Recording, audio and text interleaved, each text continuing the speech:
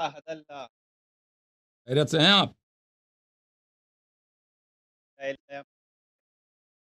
حکم کریں بھائی.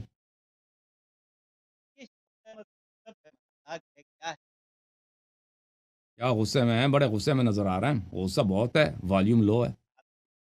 غصہ اونچا، آواز نیچے. چلو ہماری خوش قسمتی ہے. لگ رہا ہے کہ ایکٹر ہیں.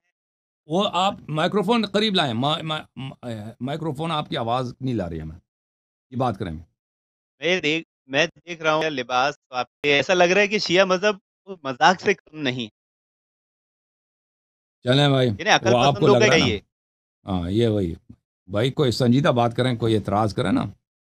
لباس میرے شیعہ لباس سے تمہیں کیا مذہب کام ہے؟ میں آیا شیعہ مذہب کا وجود اللہ نے جب نبی کریم صلی اللہ علیہ وآلہ وسلم کو بھیجا تو شیعہ مذہب وجود میں ہے. کب؟ جی ہاں، تب کب؟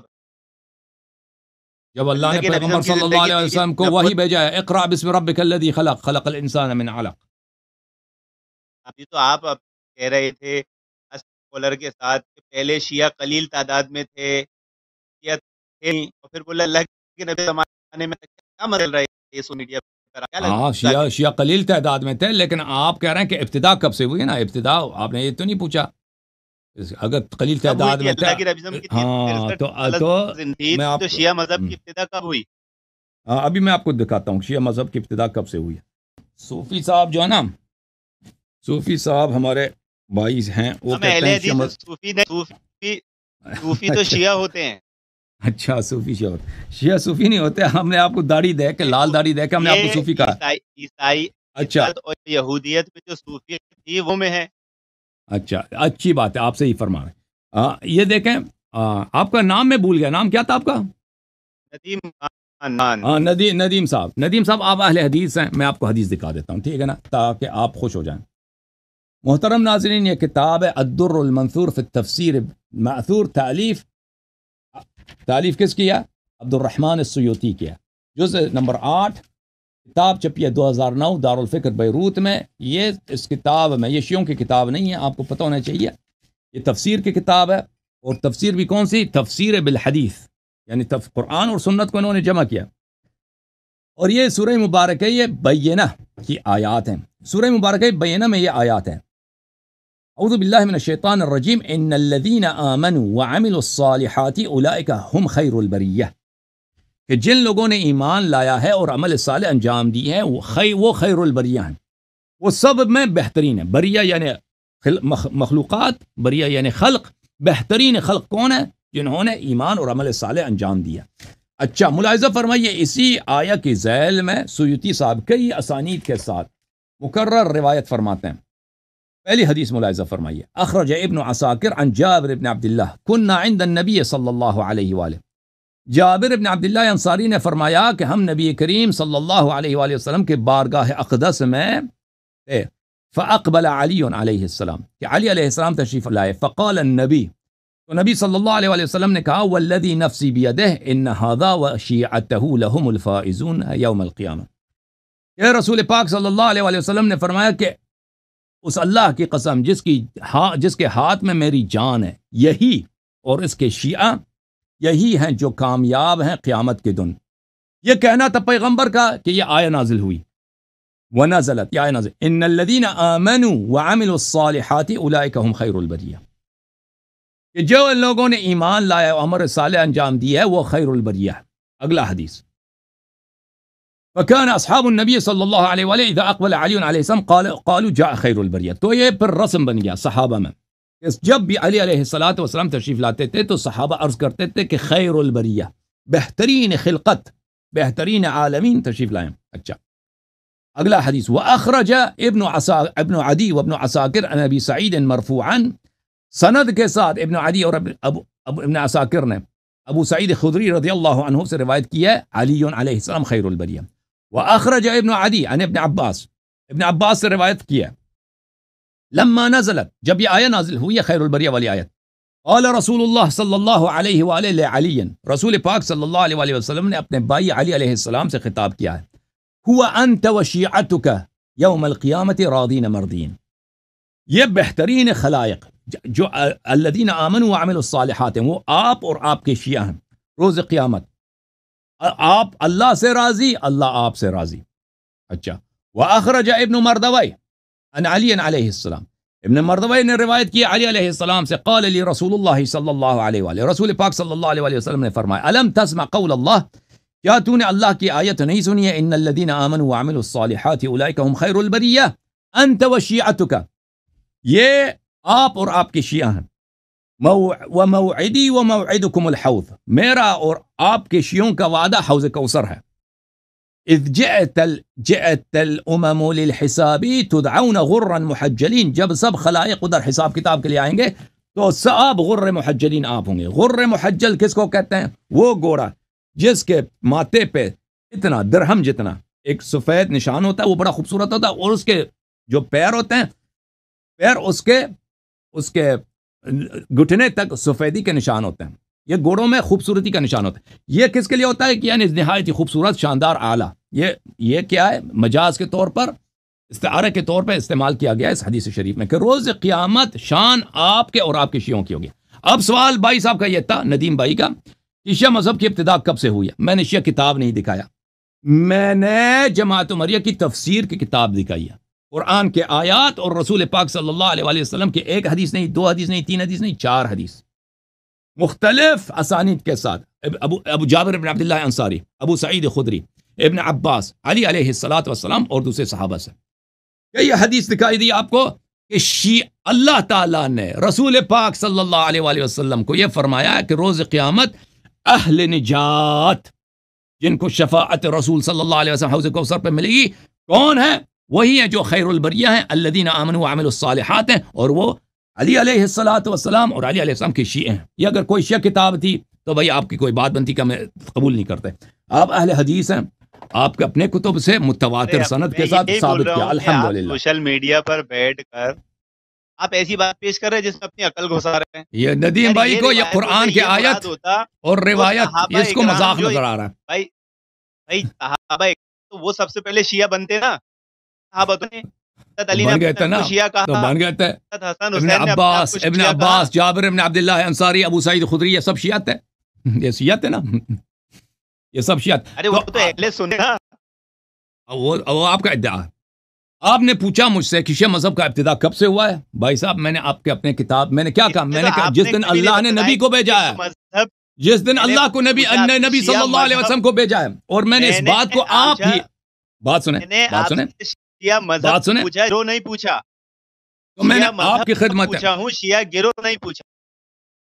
میں نے شیعہ مذہب کا بتایا. اب ایک منٹ میں مجھے بات کرنے دیں. شیعہ بات کرنے دیں. جو بولے گروہ بول رہے ہیں بھائی اجازت دیں، اجازت دیں مجھے، اجازت دیں مجھے بات کرنے کی. آپ نے جو سوال کیا ہے کہ شیعہ مذہب کا ابتدا کہاں سے ہوا، میں نے قرآن سے، سنت سے، آپ کی کتب سے ثابت کر دیا. الحمدللہ. ان کا جواب کیا تھا؟ ان کا جواب کیا تھا؟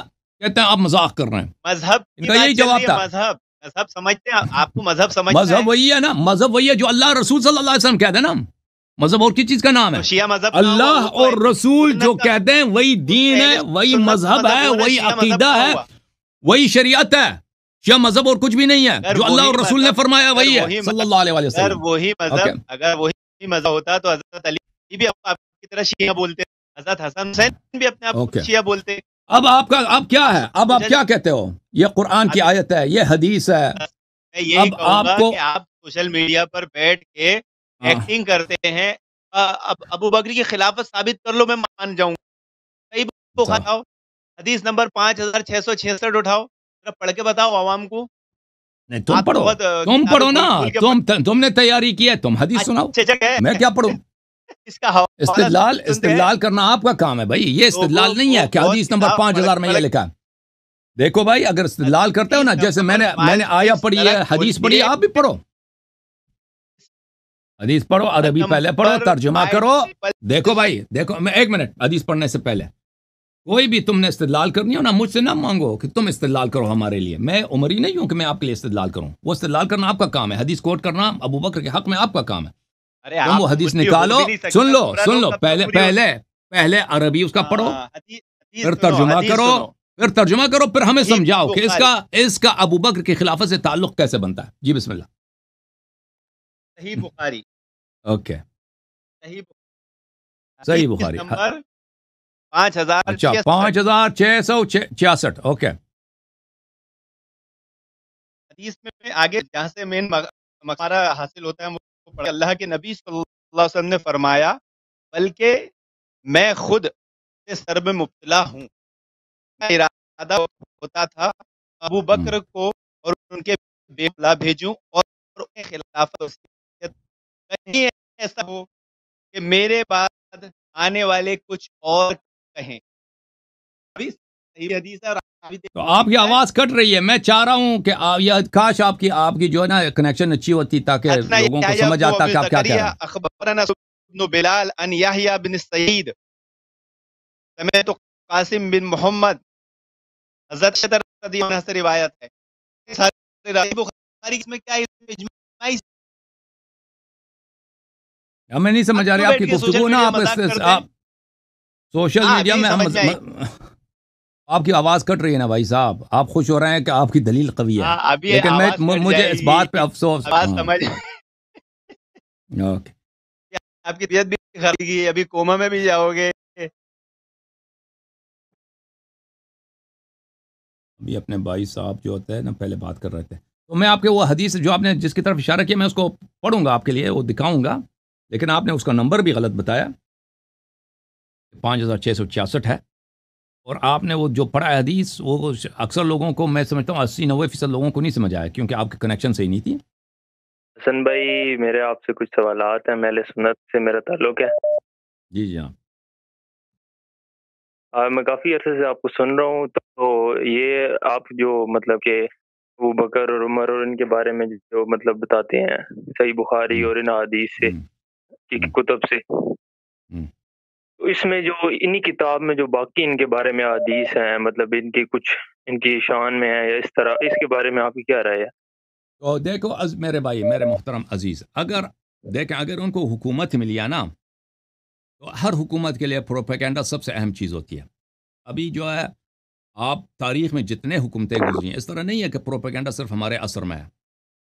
یہ پبلک اوپینین کو کنٹرول کرنا اور پروپیگنڈا کرنا اور انفارمیشن فلو کو کنٹرول کرنا, یہ آج کے زمانے میں بھی ہر حکومت کا ایک بنیادی ضرورت ہے. پرانے زمانوں میں بھی یہی تھا.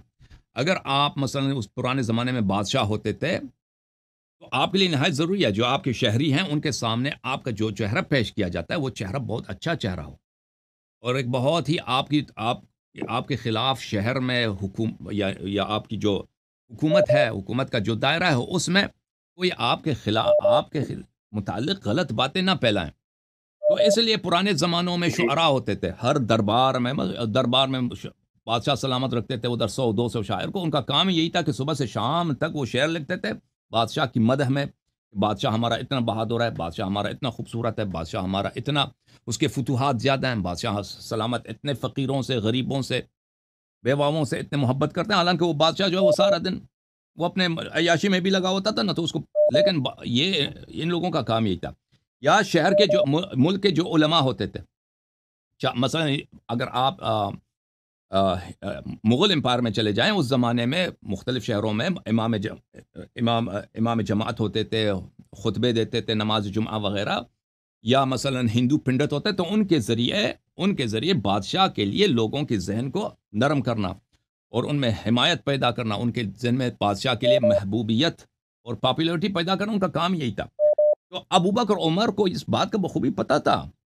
دیکھیں آپ لوگوں کے ہاں ابو بکر عمر کی جو حکومت بنی ہے, اس کے بعد جو جتنے حکومتیں آئی ہیں ان سب کا جتنے حکومتیں آئی ہیں ان سب کا پالیسی یہ رہا ہے کہ ابو بکر کی اور عمر کی خلافت کی تقویت کیا جائے, تائید کیا جائے, تصحیح کیا جائے.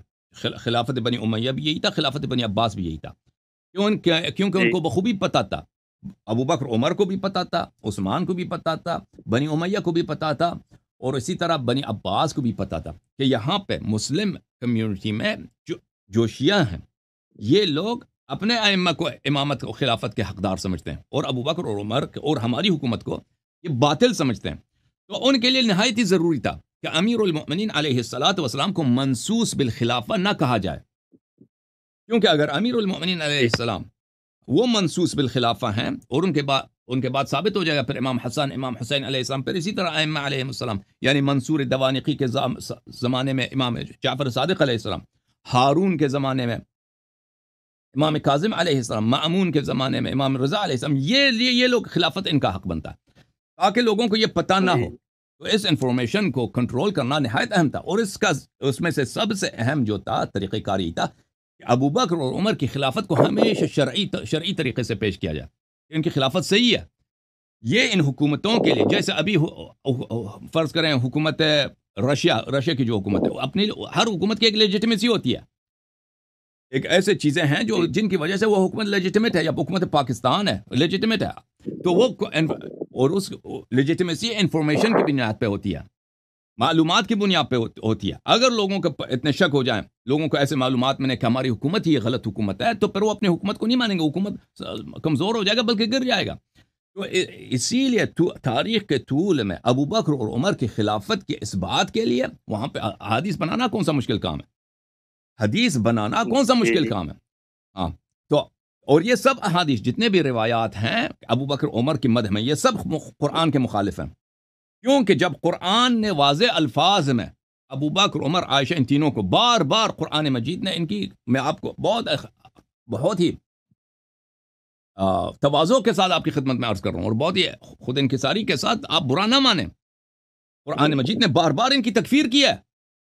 میں نے ابھی آپ کا میرے مناظرات دیکھ لیجئے کہ سورہ تحریم میں عائشہ کے متعلق، سورہ حجرات میں، سورہ آل عمران میں اور سورہ توبہ میں ان لوگوں کا ایمان بار بار اللہ تعالیٰ نے نفی کیا، اور ان آیات میں کوئی وہ بھی نہیں ہے، اختلاف بھی نہیں ہے کہ یہ آیات کا شان نزول ابو بکر عمر اور عائشہ کے لیے ہے، کوئی اختلاف بھی نہیں ہے۔ تو اگر ان لوگوں کی وقت یہ تھی کہ رسول پاک صلی اللہ علیہ وسلم کے زمانے میں ان کو کبھی رسول پاک صلی اللہ علیہ وسلم نے کوئی اہم ڈیوٹی نہیں دیا، کبھی نہیں دیا ہے ابو بکر عمر کو، ان کی کبھی کوئی پوزیشن تھا ہی نہیں ہے، ہاں، ان کو فوج کا کمانڈر بنایا ہو، ان کو کچھ بھی دیا ہو، یا ان لوگوں نے کچھ کارنامے کیے ہوں، کسی کفار کے سامنے انہوں نے جنگ کیا ہو، کچھ بھی نہیں ہے، بلکہ اس کے برعکس رسول پاک صلی اللہ علیہ وسلم کے سب سے بڑا اعجاز کیا ہے قرآن مجید۔ رسول پاک صلی اللہ علیہ وسلم جب قرآن مجید تلاوت فرماتے تھے تو مسلمان کافر حق بک رہ جاتے تھے، قرآن کی عظمت کی وجہ سے، قرآن مجید کی فصاحت و بلاغت سے، اور اس میں جو حکمت ہے وہ اسی لیے کفار کہتے تھے کہ یہ جادوگر ہیں، یہ ہمیں جادو کرتے ہیں، کیونکہ ان کے کلام میں ایک ایسی بات ہے کہ اگر ہم سن لیں تو ایک دفعہ ان کے گرویدہ ہو جاتے ہیں، پھر ہم جو ہے کان نہیں ہٹا سکتے۔ تو یہی رسول صلی اللہ علیہ وسلم سے قرآن کی آیات انہوں نے تلاوت فرمائی ہے، ہم نے نمازوں میں پڑھی ہے، لوگوں کو سکھایا، اور سب مسلمان جانتے ہیں کہ یہ آیات ابو بکر عمر اور عائشہ کے مذمت میں ہے، اور مذمت کیسی مذمت ایسی مذمت کہ اس میں ان کا عدم اسلام ہے۔ تو اس لیے اگر ان کا یہ پوزیشن ہے تو اس کے بعد جو روایات بنائی گئی ہیں ان روایات کی کوئی اہمیت ہی نہیں ہے، وہ روایات باطل ہیں، کیونکہ جو لوگ کعبہ جلا سکتے ہیں، آپ کو پتہ ہے مروان ابن الحکم آپ لوگوں کا خلیفہ ہے، مروان ابن الحکم جو ہے، ہاں، مروان خلیفہ ہے، وہ صحابی بھی ہے، وہ بخاری مسلم میں اس کی روایتیں بھی ہیں۔ اس نے کیا کیا؟ اس نے کعبے کو جلایا، سب لوگ جانتے ہیں کہ اس نے کعبے کو منجنیق سے مارا ہے، جلایا بھی ہے، مسمار کیا، کعبے کو نہ صرف جلایا مسمار بھی کیا۔ تو یہ اگر ایک صحابی اپنی حکومت کے خاطر اور دنیا کی خاطر، اور کس کو وہاں پہ وہ شیعہ بھی نہیں تھا، وہاں پہ کون تھا؟ وہاں پہ عبداللہ ابن زبیر کو اس نے قتل کیا، عبداللہ ابن زبیر کو اس نے سولی پہ چڑھایا۔ عبداللہ ابن زبیر کی ماں جو ہے وہ بھی صحابیہ ہے، عبداللہ ابن زبیر خود بھی صحابی ہے، اس کی عمر 100 برس تھی، وہ اس کے بیٹے کو ان لوگوں نے کعبے کے سامنے سولی پہ چڑھایا، اور یہ 100 سال اس کی عمر تھی، یہ آ کے اپنے بیٹے کی سولی کے سامنے جس کمبے پہ اس کو چڑھایا تھا ان لوگوں نے، اس کا لاشا رکھا تھا، وہ آ کے وہاں پہ روتی تھی۔ جو لوگ یہ لوگ کر سکتے ہیں، کعبہ شریف کو مسمار کر سکتے ہیں اپنی حکومت کے لیے، تو ان کے لیے کون سا مشکل کام ہے کہ وہ کیا کریں؟ وہ کچھ احادیث بنا لیں، اللہ آپ کا بلا کرے، تاکہ ان میں سے ابو بکر عمر کی خلافت صحیح ثابت ہو جائے، اور وہ سیاسی ایک ضرورت تھی اس زمانے میں، اور وہ آج بھی ایک سیاسی ضرورت ہے، آج بھی ایک سیاسی ضرورت ہے کہ جماعت عمریہ ابو بکر کے اور عمر کے فضائل کے شیعوں کا مقابلہ کرنے کے لیے محتاج ہیں. ابو بکر اتنے اچھے تھے، عمر اتنے اچھے تھے، کس لیے؟ تاکہ مقابلہ کیا جائے اہل بیت علیہ السلام کے لیے کہ ان سے بہتر تھے، یہ خلافت کے حقدار ہیں. تو یہ ضرورت آج سے نہیں بنی، یہ ضرورت ابو بکر عمر کے اپنے خلافت میں حد اعلیٰ پہ تھی، کیونکہ وہ جب علی علیہ السلام موجود ہیں تو یہ کیوں خلیفہ بنے. اور پھر ابو بکر عمر کے بعد بنی امیہ کے دور میں، بنی عباس کے دور میں یہ ضرورت حد اعلیٰ پہ تھی. کیوں؟ کیونکہ اہل بیت علیہ السلام خلافت، سب جانتے ہیں خلافت کے یہ مدعی تھے، یہ کہتے تھے خلافت ہمارا حق ہے، امامت ہمارا حق ہے. اور شیعوں کا شروع سے عقیدہ یہی تھا. اور یہ ان کا اہل بیت علیہ السلام کا کردار ایسا تھا کہ کوئی ان پہ انگلی نہیں اٹھا سکتا تھا کہ کوئی کہہ دے امام جعفر صادق علیہ السلام دنیا دار آدمی ہے، لالچی آدمی ہے، یا گناہ کار آدمی ہے، یا علم نہیں ہے ان کے پاس، یا کسی بھی اچھے صفت میں وہ کسی سے کم ہے، یا امام کاظم علیہ السلام، یا امام محمد باقر علیہ السلام. تو جب اتنے شاندار اور اتنے سب کمالات اور سب خوبیوں کے حامل یہاں پہ ایک اپوزیشن ہے، گرچہ وہ جنگ نہیں لڑ رہے، لیکن وہ ان کے شیعہ اور بہت سارے مسلمان جانتے ہیں کہ یہی حکومت کے حقدار ہے. تو ان کے مقابلے کے لیے لازمی بات ہے، ہر حکومت کو ضرورت ہے کہ ان کا مقابلہ کیا جائے. اور ان کے مقابلے کے لیے سب سے اہم یہی ہے کہ ابو بکر اور عمر کی خلافت کی تصحیح کیا جائے. کیونکہ اگر ابو بکر اور عمر کی خلافت باطل ہے تو پھر بنی امیہ کا بھی خلافت باطل ہے، بنی عباس کا بھی خلافت باطل ہے، پھر امامت اہل بیت علیہ السلام کو ہوگی. لذا سب مسلمانوں کو یہ باتیں نہیں پتہ چلنی چاہیے. لذا وہاں اس زمانے میں، ابھی ہمارے زمانے میں انفارمیشن جو ہے پروپیگنڈا کس کے ذریعے کیا جاتا ہے؟ ٹی وی کے ذریعے کیا جاتا ہے، اخبارات کے ذریعے کیا جاتا ہے، اور ویب سائٹس کے ذریعے، چینلز کے ذریعے کیا جاتا ہے. ٹھیک ہے نا؟ ابھی آپ اگر مثلا حکومت پاکستان ہے، اس کی مخالفت عمران خان سے ہو رہی ہے. پہلے جب عمران خان کے ساتھ یہ حکومت پاکستان ان کے تعلقات اچھے تھے تو عمران خان ایک ہیرو تھا. آج سے 5 سال پہلے جب اس کو ووٹ دلانے کی ضرورت تھی تو عمران خان ایک ہیرو تھا، عمران خان ایک سیویئر تھا پاکستان کو، یہ پاکستان کو نجات دینے والا ایک فرشتہ تھا. لیکن یہی اب ٹی وی ہیں، ان پہ میں نے سنا ہے کہ اب عمران خان کا نام لینے پہ بھی پابندی لگی ہے کہ آپ ان ٹی ویز پہ ان کا نام نہیں لے سکتے. ہاں، اور کتنے چینلز، یوٹیوب چینلز ہیں جو ان کا کام ہی یہی ہے کہ وہ عمران خان کے خلاف، پی ٹی آئی کے خلاف بات کریں، اور اخبارات وغیرہ وغیرہ میں. تو یہ کوئی حادثاتی بات نہیں ہے، یہ لوگ سب ایک دفعہ جو ہے وہ عمران خان کے مقابلے میں آ گئے. کیونکہ ہم جانتے ہیں کہ حکومت پاکستان کے لیے، سب حکومتوں کے لیے انفارمیشن کا کنٹرول کرنا اور پبلک اوپینین کو کنٹرول کرنا یہ ان کے لیے نہایت اہم ہے. اگر پاکستان کے لوگ اپنی فوج سے متنفر ہو جائیں تو پاکستان کی فوج پاکستان پہ 1 مہینے بھی حکومت نہیں کر سکتی، وہ ختم ہو جائے گا. تو اس لیے ان کو اپنی طرف رکھنا، چاہے جھوٹ کے ذریعے چاہے سچ کے ذریعے. اور جو بھی فوج کی مخالفت کرے اس کو آپ جو ہے نا اس کو ایک بوت بنا کے ایک برا کردار کشی کر کے اس کو پیش کرنا. تو یہ آج کے زمانے سے نہیں ہے. ہمارے زمانے میں انفارمیشن فلو چینلز کے ذریعے ہوتا ہے، سوشل میڈیا کے ذریعے ہوتا ہے، ٹی وی پروگرامز کے ذریعے ہوتا ہے، اور اخبارات جرائد کے ذریعے. پرانے زمانے میں کس کے ذریعے ہوتا تھا؟ پرانے زمانے میں اس طرح نہیں تھا. پرانے زمانے میں مساجد کے ذریعے ہوتا تھا، خطبات کے ذریعے ہوتا تھا، اور نقل احادیث کے ذریعے ہوتا تھا. پرانے یہی چیزیں جو آج کل آپ کے یوٹیوب چینلز کر رہے ہیں نا، بنی امیہ کے دور میں، بنی عباس کے دور میں، اس زمانے میں لوگوں کو اگر کسی چیز کی ترغیب دینا ہو نا تو احادیث اس پہ نقل کرا دو. اس زمانے میں یہی کام جو آج یوٹیوب چینلز کر رہے ہیں اور صحافی کر رہے ہیں، اس زمانے میں مسجد کے خطبہ انجام دیتے تھے. مسجد میں جو لوگ خطبے دیتے ہیں، احادیث سناتے ہیں، اور پھر ان کے احادیث کے حلقے ہوتے تھے کہ ان کے پاس لوگوں کو احادیث سناؤ. تو وہ احادیث سناؤ جس سے حکومت کی مصلحت ہے. اگر وہ حاکم وقت، بادشاہ وقت، وہ بیوقوف نہیں ہے. بیوقوف آدمی کبھی حکومت نہیں کر سکتا. اگر آدمی بیوقوف ہے، اسٹوپڈ ہے، اس کی حکومت 2 دن نہیں چل سکتا. تو یہ لوگ حکومت کرتے تھے، وہ اچھی طرح سے کھڑی نظر رکھتے تھے کہ کون ہمارے حق میں لوگوں کو باتیں سنا رہا ہے، کون ہماری ضد میں باتیں سنا رہا ہے. جو ان کے حق میں باتیں سناتا ہے اس کے اعزاز کرو، پیسے دے دو، ان کو مقام دے دو. اور جو ان کے ضد میں کوئی ایسی حدیث نقل کرے جو ان کی حکومت کے مخالف ہے تو ان کی تفسیق کرا دو، بلکہ ان کو قتل کرا دو، ان کی زبان کاٹ دو. اسی لیے بنی امیہ کے زمانے میں کتنے بڑے راویاں، کہ ان کو لے کے آتے تھے کہ آپ کہتے تھے علی علیہ السلام کو گالی دے دو، گالی دے دو، اگر گالی دیا تو ٹھیک، نہیں دیا تو قتل ہو جائیں گے۔ میں آپ کو عطیہ عوفی کا واقعہ میں نے شاید آپ کو سنایا ہے کئی دفعہ۔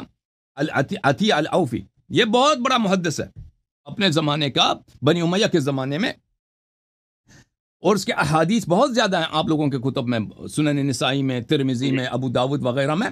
میں آپ کی خدمت میں دکھاؤں کہ یہ شخص، یہ کتاب ہے تاریخ طبری، جلد نمبر 9، چاپ مؤسس العالمی للمطبوعات، یہاں پر ملاحظہ فرمائیے صفحہ نمبر 603 میں